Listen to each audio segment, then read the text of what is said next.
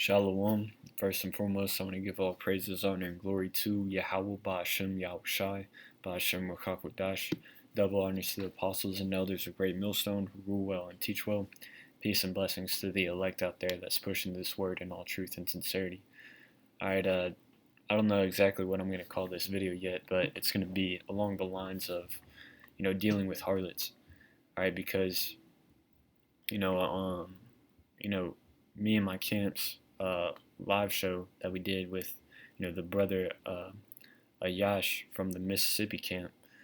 We were doing a lesson on, how we're the new priesthood, right? And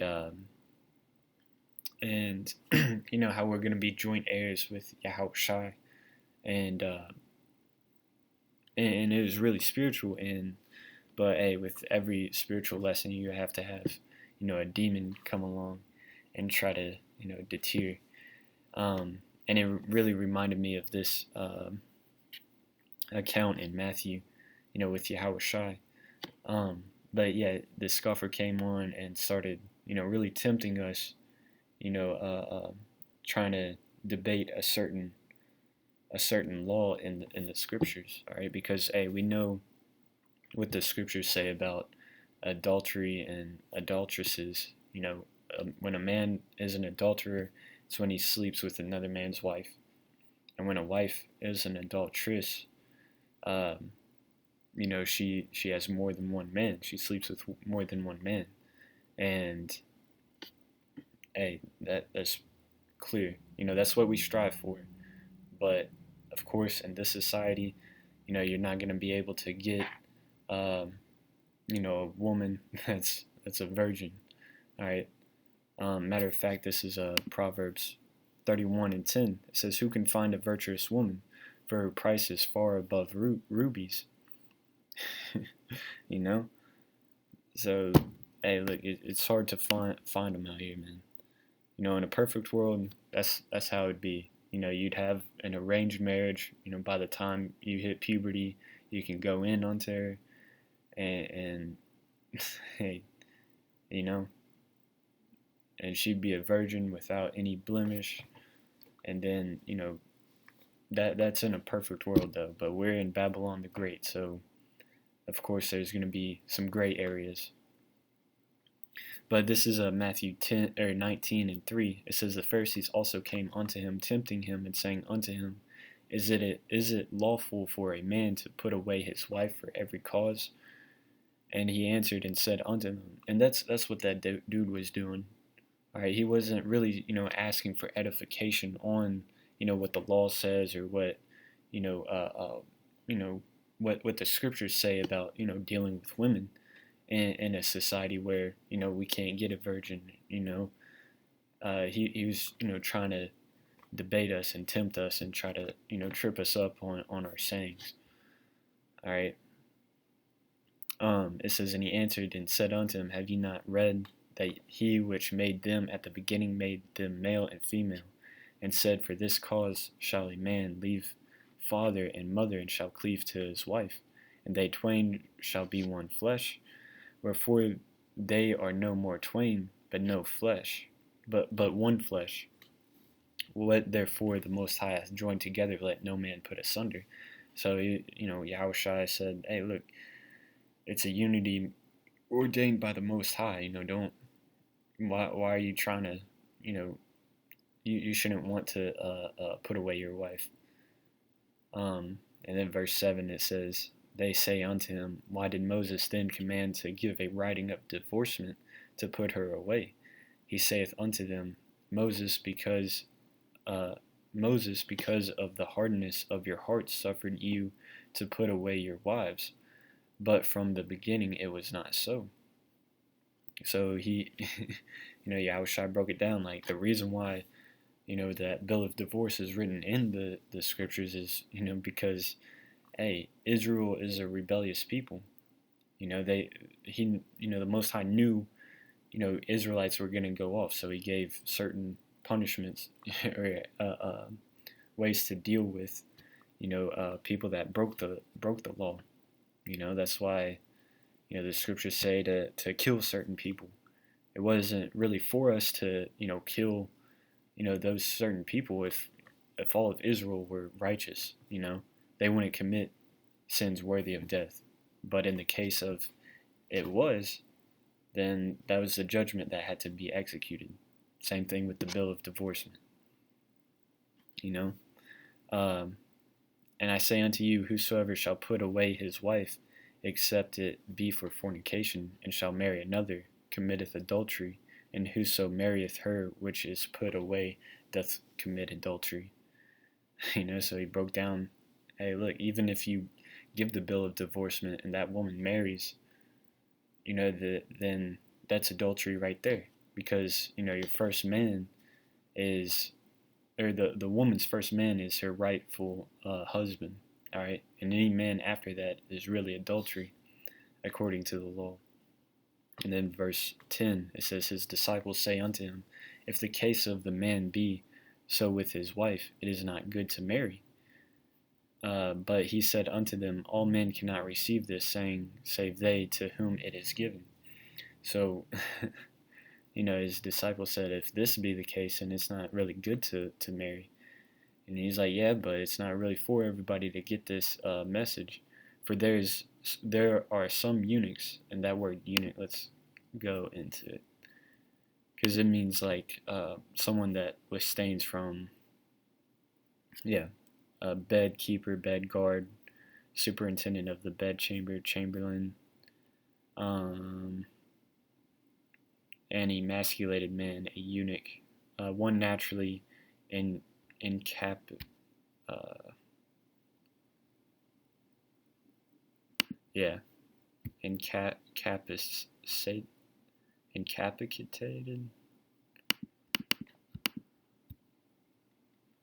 deprived of strength, deprived, one naturally deprived for marriage, and that's the point. One who voluntarily abstains from marriage. That's the point. That's what a eunuch is. So, for there are some eunuchs which were so born from their mother's womb, and there are some eunuchs which were made eunuchs of men, and there be eunuchs which have made themselves eunuchs for the kingdom of heaven's sake. He that is able to receive it, let him receive it. So you're going to have people that abstain from marriage altogether, or sex altogether, for the kingdom of heaven's sake, because they're focused on the truth. This is their woman, the scriptures, That's why the scriptures say, 1 Corinthians 7 and, what is it?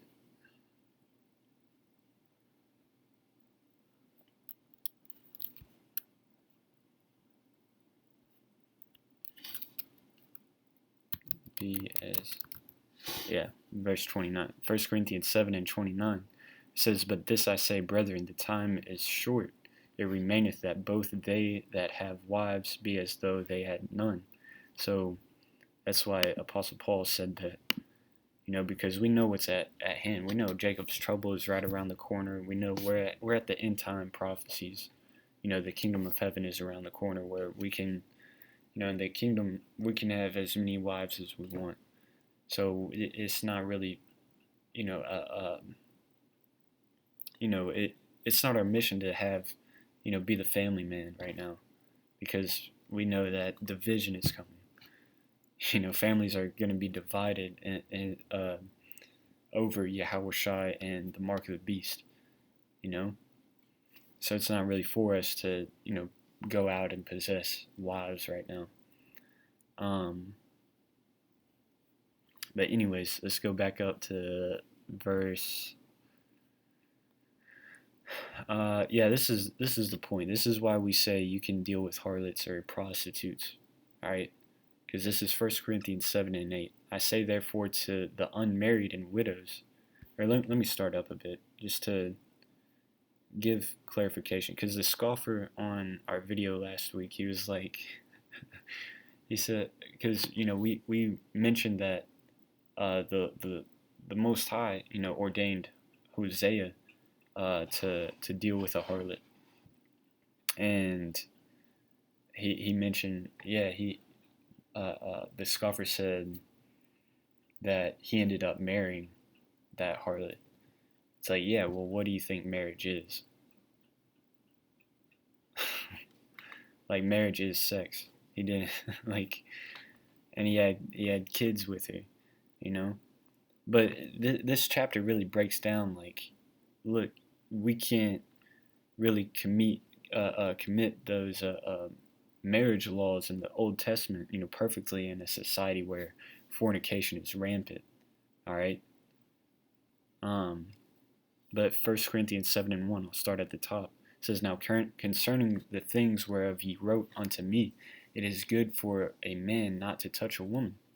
Yeah, it's like, look, if you're striving for perfection, just don't deal with women. All right. Nevertheless, to avoid fornication, for people that, hey, for brothers that, have to have sex, or sisters that have to have sex, hey, to avoid fornication, let every man have his own wife, and let every woman have her own husband. Let the husband render unto the wife due benevolence, and likewise also the wife unto the husband. That due benevolence is, the sex, man. But every man have one wife, or have their own wife, and every woman have their own husband. All right, the wife hath not power of her own body, but the husband, and likewise also the husband hath not power of his own body, but the wife. So, hey, if the wife wants sex, the man should give it to her. If the man wants sex, the woman should give it to him. Defraud ye not one the other, except it be with consent for a time. So you shouldn't defraud your partner of sex, just cause, except it be with a consent for a time, that ye may give yourselves to fasting and prayer. So basically, hey, if you're in a relationship, have a set time and place for it. Of course, not on the Sabbaths, not on camp days, but make sure whenever it works, as long as it's in the spirit, and come together again, that Satan tempt you not from your incontinency. I can't pronounce that word, but it basically means your uncontrollable desires, or your flesh, like well, I'll grab it. Let's look it up.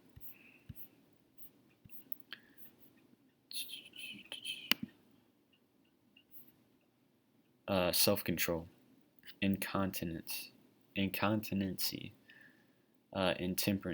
The lack of being temperate. So yeah, like you should. So what it's saying is, defraud ye not one another, except it be for a, consent for a time. So y'all, you and your wife come to an agreement. Hey, I'm not gonna have sex on this days because I'm fasting, I'm praying, I gotta do the work, I'm doing videos at this time, so on and so forth. Likewise with the woman, if she wants to, abstain from sex, to get closer to, get more edification, then so be it, man. And then, make sure y'all come together though, so Satan doesn't tempt you in your, intemperance, incontinency. It says, "But I speak this by permission and not of commandment." So it's not really a commandment what Apostle Paul said, but it's good advice. All right. "For I would that all men were even as myself, but every man hath his proper gift of the Most High, one after this manner and another after that." So, in Apostle Paul, withstaying from sex to do the work. That's why he said, "I wish all men were as I myself." And some brothers are like that. They just don't really deal with women because, hey, it's too much time and effort, and money. And then verse 8, it says, "I say therefore to the unmarried and widows, it is good for them if they abide even as I, but if they cannot contain, let them marry, for it is better to marry than to burn." So, hey, and what that word burn, let's go into that word burn. Talking about burning in your lust, right? Yeah.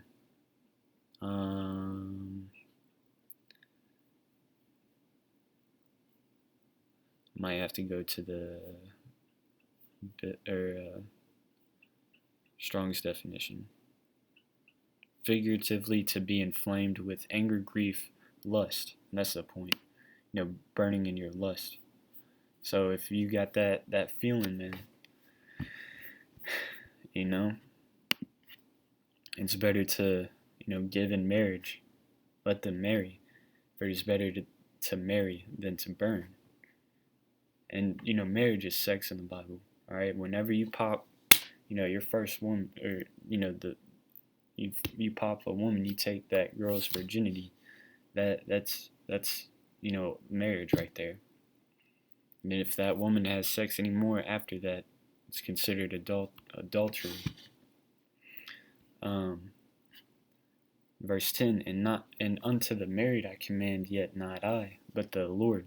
Let not the wife depart from her husband, but, and if she depart, let her remain unmarried, or be reconciled to her husband, and let not the husband put away his wife. So the law says, don't put your wife away. It's a union. It's a righteous union ordained by the Most High. That's why he gave you that urge to pop her in the first place. But it's simple, man. Yeah, of course we strive for that. Just don't deal with women, and if you do, hey, try to find a righteous woman. But if you can't, just there's nothing wrong with getting paying for a service. Going to an Asian spot and getting a full body massage, so to speak.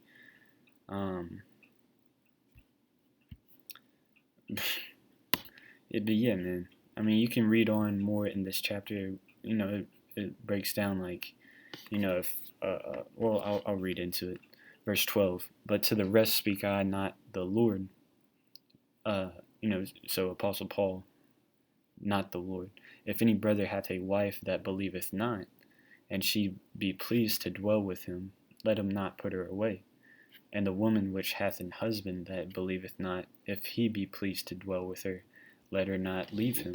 So, if a man is in a relationship with a woman, but, she, doesn't believe on the scriptures, hey, don't try to force it down her. She is pleased to dwell with you. She likes you. She likes, dealing with you. Don't put her away. Because verse 14, for the unbelieving husband is sanctified by the wife, and the unbelieving wife is sanctified by the husband. Else were your children unclean, but now are they holy. So, but if the unbelieving depart, let them depart. A brother or a sister is not under bondage in such cases, but the Most High hath called us to peace.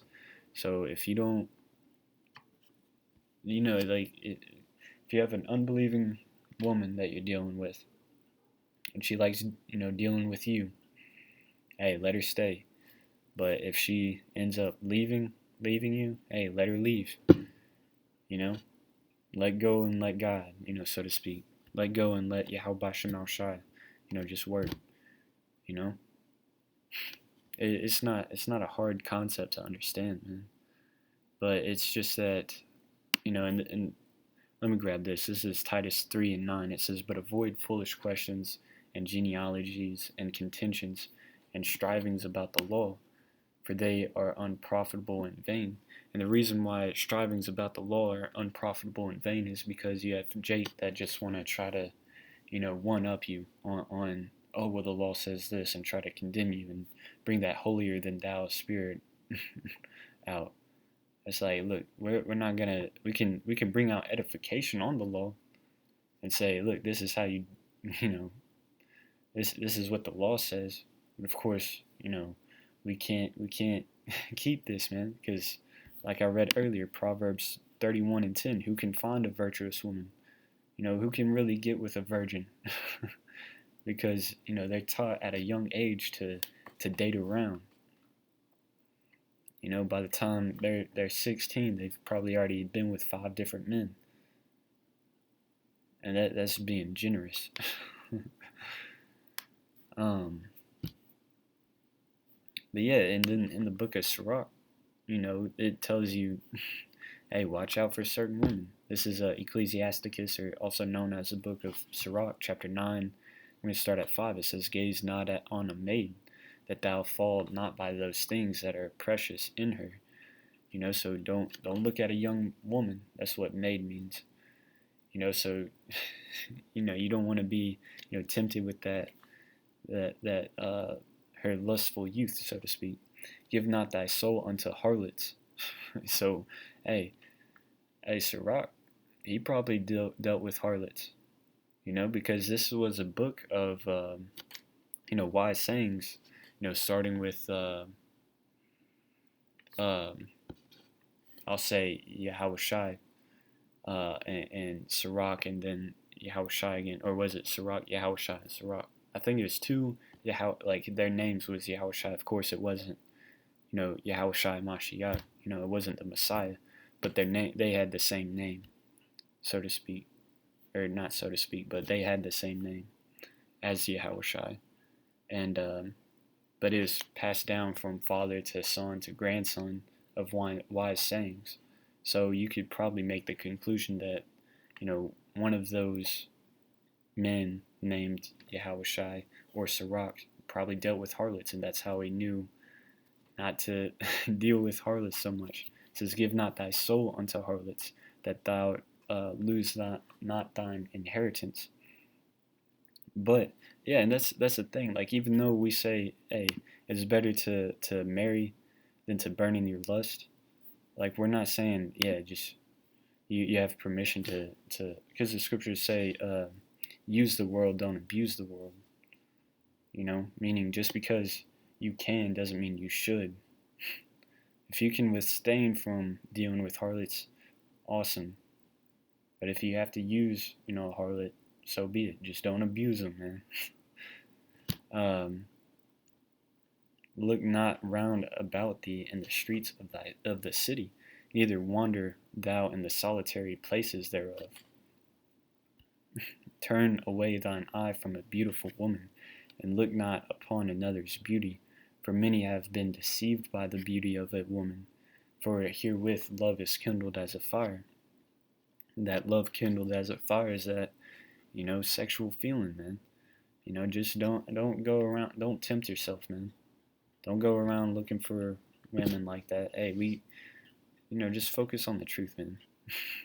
Sit not at all with another man's wife, nor sit down with her in thine arms, and spend not thy money with her at the wine, lest thine heart incline unto her, and so through thy desire thou fall into destruction. So, there's just certain things, don't have yourself in certain situations where, you're gonna be tempted, where those feelings are gonna arouse. Don't go out, looking for women, going to bars or something, don't find yourself sitting with another man's woman, put you in that predicament of, eventually, committing adultery, man. It's simple. But look, if you can't contain yourself, let them marry. For it is better to marry than to burn. It's that simple, man. Yeah, I'm just going to get these scriptures. Yeah, this is Ecclesiastes 7:16. It says, be not righteous over much, neither make thyself over wise. Why shouldest thou destroy thyself? Yeah, because if you, you're trying to hold that feeling in, for forever and ever, until, or not, obviously not forever and ever, but, you're holding that feeling in until Yahushua comes back, then, you're going to destroy yourself, man. Like Apostle Paul said it best. It is better to marry than to burn. Given to marriage. Alright, and marriage is sex.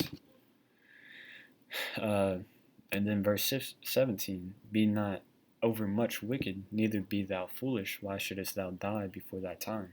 So, just because you can deal with a harlot doesn't mean you should be constantly dealing with harlots. Find that balance. All right, and that's that. I just wanted to bring that edification on, dealing with harlots, even though certain scoffers try to trip you up, and they want to trip you up with the law. And hey, look, man, we bring out certain things to bring out edification. We're not trying to trying to bring that holier than thou spirit, man. All right, and then I also wanted to make the point that, like, you're gonna have harlots repent. You're gonna have, like, I'll get it in Apostle Paul also talked about this. 1 Corinthians 6 and 9. Yeah, it says, "Know ye not that the unrighteous shall not inherit the kingdom of the Most High?" All right, so there's no unrighteous gonna inherit the kingdom of the Most High. It says, "Be not deceived, neither fornicators, nor idolaters, nor adulterers, nor effeminate, nor abusers of themselves with mankind, nor thieves, nor covetous, nor drunkards, nor revilers, nor extortioners shall inherit the kingdom of the Most High. And such were some of you. But ye are washed, but ye are sanctified, but ye are justified in the name of Yahweh Shai, Yahweh Bashem Shai, and by the Spirit of our power, by the Rakak Dash. So yeah, there were adulterers, that repented. All right.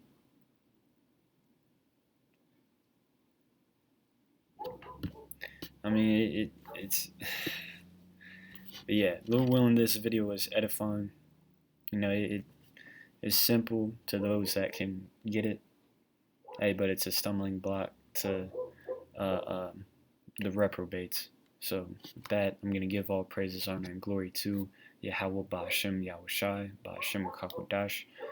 Double honors to the apostles and elders of Great Millstone. And peace and blessings to the elect out there. Shalom.